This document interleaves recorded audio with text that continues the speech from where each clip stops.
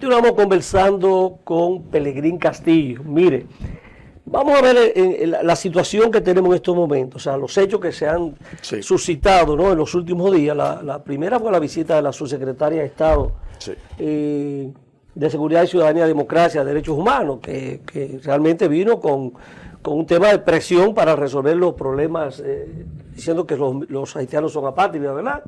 Otra agenda más. Pero eso era lo principal. Luego el alto comisionado de Naciones Unidas, Filippo Grandi, que vino con el tema de la no devolución de los haitianos. Le siguió el alto comisionado de Naciones Unidas, el señor Volker Trost. Exacto. El tema de la devolución forzosa. Entonces viene el tema el comunicado de la Embajada de Estados Unidos, el señor Robert Thomas. Y luego surgió el tema de la Oficina de Aduana y Protección Fronteriza de Estados Unidos, con el tema de la entrada del azúcar del Central Romana a los Estados Unidos. Todos esos acontecimientos son parte de la presión que sigue existiendo sobre el país y cómo ha reaccionado el gobierno, las autoridades, el liderazgo nacional, partidos políticos.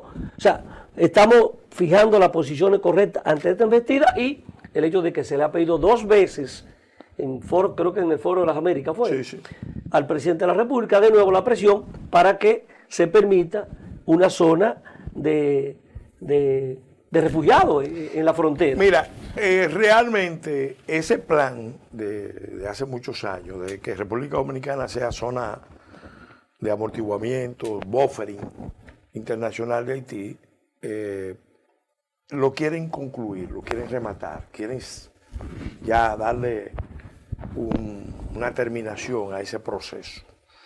Por eso, cuando el presidente Abinader empezó a decir no hay solución dominicana al problema haitiano, no habrá solución dominicana al problema haitiano, empezó a introducir una forma de conceptualización del problema diferente. Todos los otros presidentes lo habían hecho. La resistencia.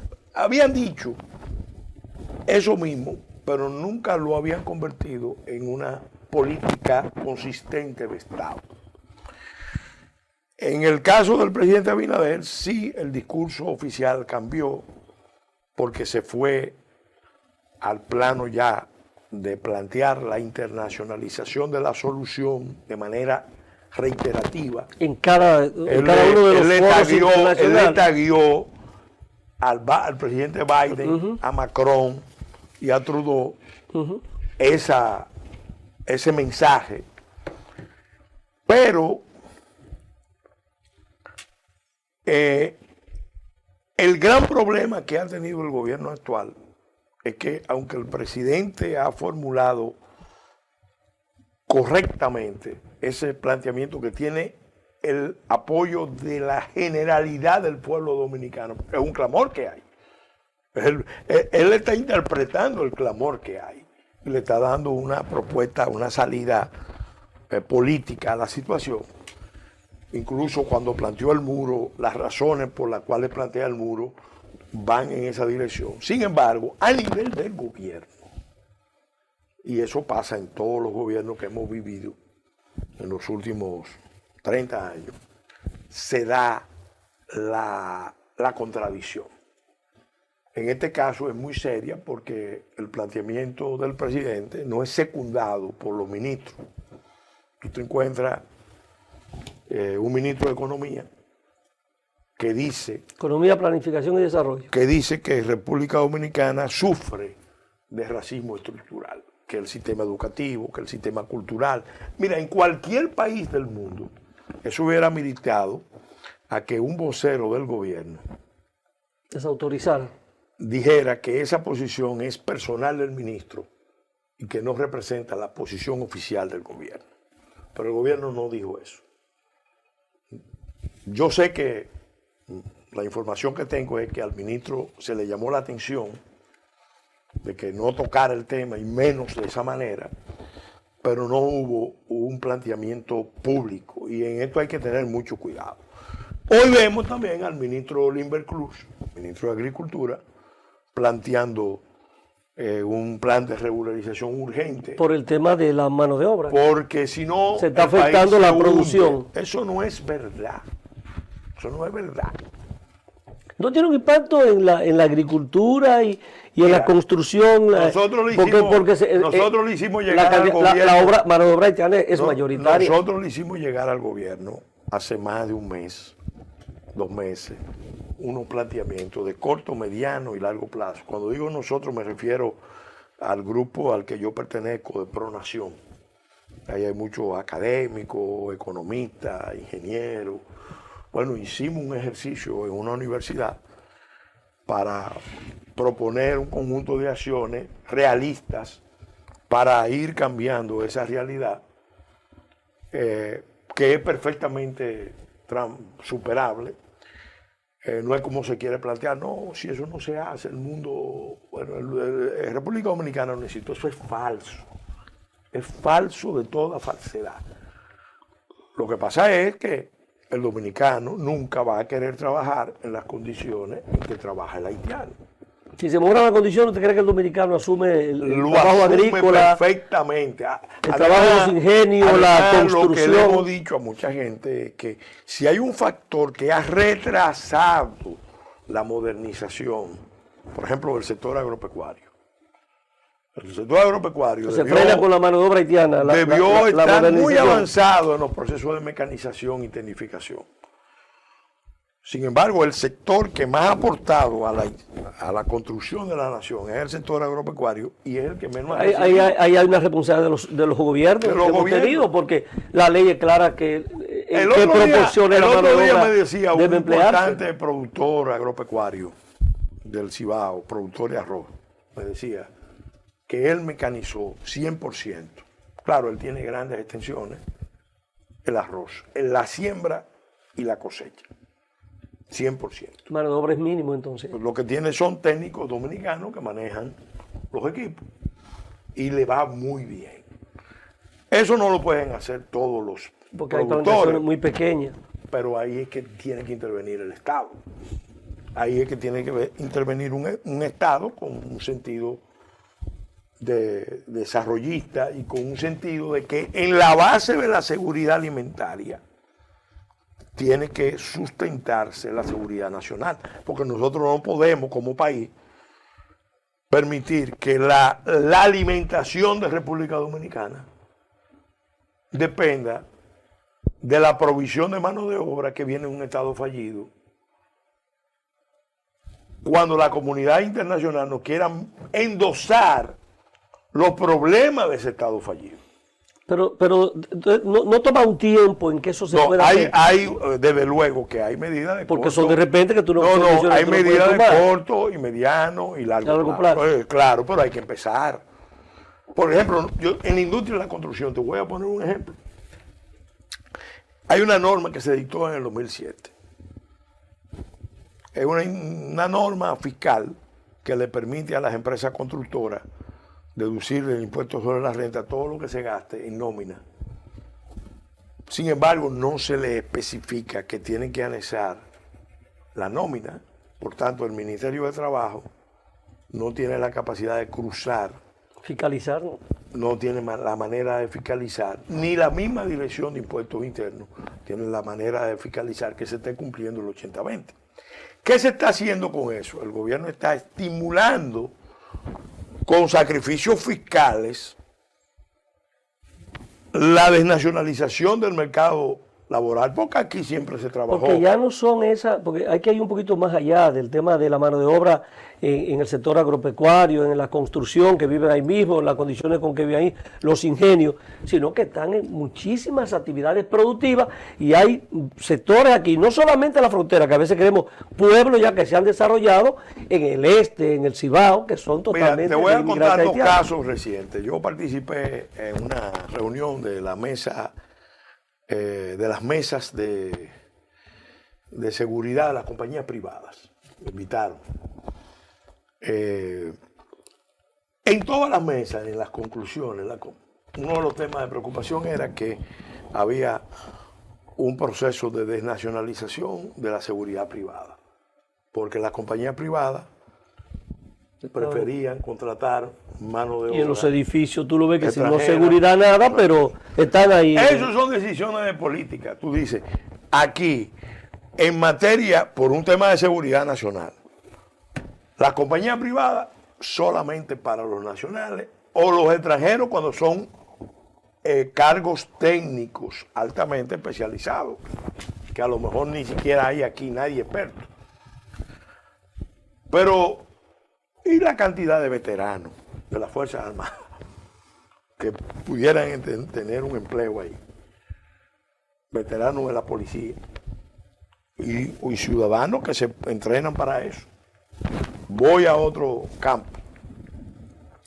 El otro día yo voy al edificio Juan Pablo Duarte. Voy a ver al ministro del Interior y Policía. Cuando estoy ahí esperando que baje el ascensor, veo un grupo de jóvenes con chalecos moviendo unos archivos. Hay una supervisora, que es una supervisora dominicana, pero lo veo yo hablando en creol. Yo le pregunto, explícame, ¿qué es esto? ¿Qué ustedes están haciendo? Me dice, no, esos son moviendo los archivos de Indocalvo, el Sistema Nacional de Calidad. Sí. Va a este edificio al nuevo edificio. Todos los que estaban ahí moviendo los archivos. Contratado para eso, fíjate. Óyeme, eran haitianos. Dime, ¿cómo se justifica? ¿En qué cabeza cabe que para mover archivos de instituciones públicas, los trabajadores que van a hacer el trabajo físico de cargar una caja tengan que ser haitianos? Eso lo vi yo, se lo comenté al ministro, se lo comenté al otro ministro. Y dije, señores, póngale control a eso. Póngale control a eso. Aquí ni siquiera nosotros, se han hecho esfuerzos para poder identificar los haitianos, pero todo el mundo sabe lo que ha ocurrido, lo que ocurre en la frontera, el tema de la corrupción, del tráfico. La gente llega, lo devuelven en el mismo vehículo que ha llegado, lo devuelven por un tema de un peaje que se cobra. Hemos sido irresponsables durante tantos años. Entonces yo digo, ahí está el tema, el último escándalo que sale a relucir, pero que todo el mundo sabía que existía con el tema de los visados. Sí. Más de 100,000 visados por año. Y tú dices, pero ¿quién ha tenido parte de esa responsabilidad? Hay una situación donde yo lo digo. El plan de regularización también, ¿en qué terminó? Aquí no hay un solo sector de la vida nacional, uno solo, que esté libre de pecado, que esté en condiciones de tirar la primera piedra. Cuando no es por acción, es por omisión, es por inconsciencia, es por temor. Gran responsabilidad, responsabilidad mínima. Ante un fenómeno de este tipo, que nos está planteando un reto existencial, lo primero que procede es que el liderazgo político se unifique. Se hizo un gran esfuerzo por una iniciativa del presidente, convocó a los partidos, se sacó una declaración en respaldo a la posición dominicana. Ya recuerdo. Lo apoyamos.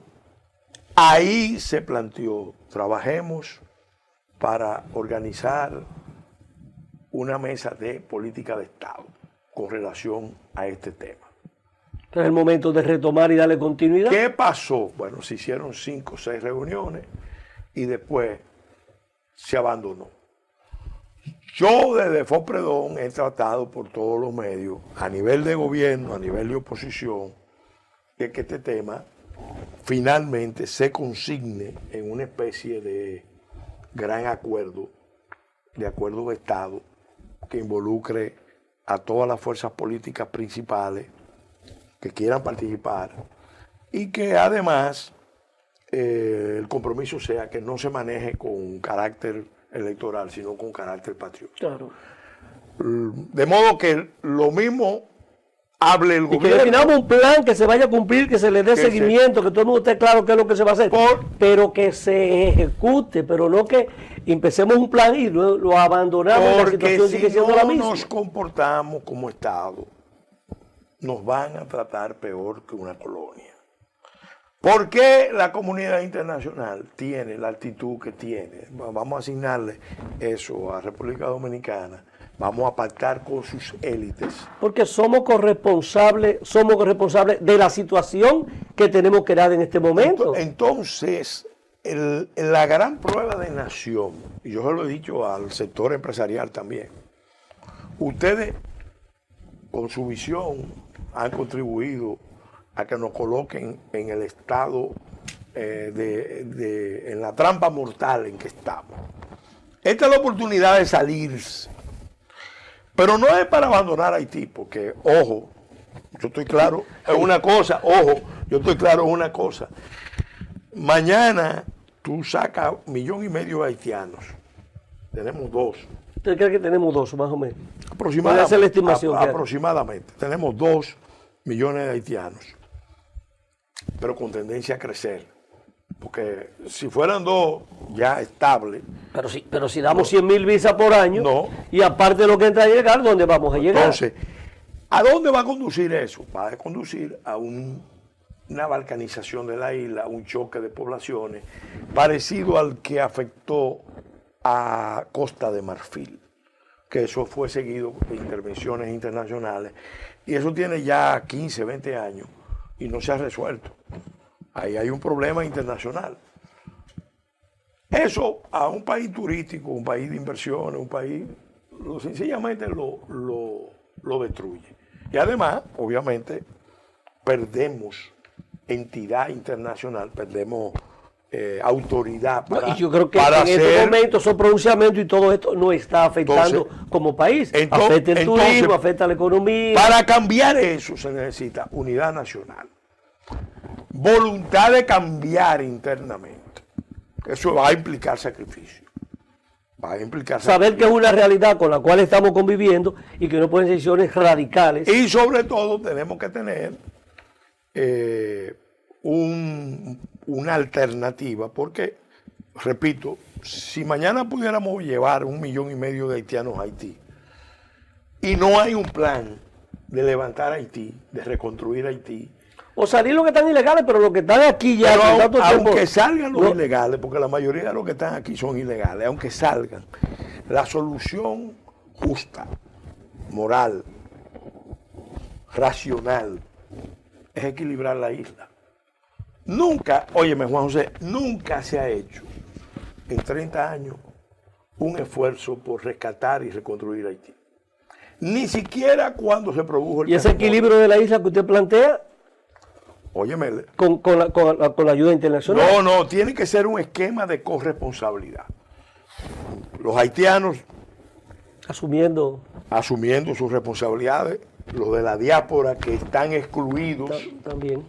Y también resentidos. ¿Con quiénes? Están resentidos con la élite que gobierna Haití o que desgobierna Haití, y está resentido con los dominicanos, porque ellos entienden que de alguna manera la desgracia de Haití viene vía República Dominicana, porque la potencia han usado siempre a República Dominicana como el factor de hegemonía ya. La crisis en Haití sigue afianzándose. Todos los días es peor. Mira, recientemente una masacre de 12 personas, quemaron unas comunidades, todo el mundo sabe el control, ya no el narcotráfico, sino son las bandas armadas, que no hay salida. Entonces tú dices, la comunidad internacional, ¿cuál será la posición que tiene que asumir?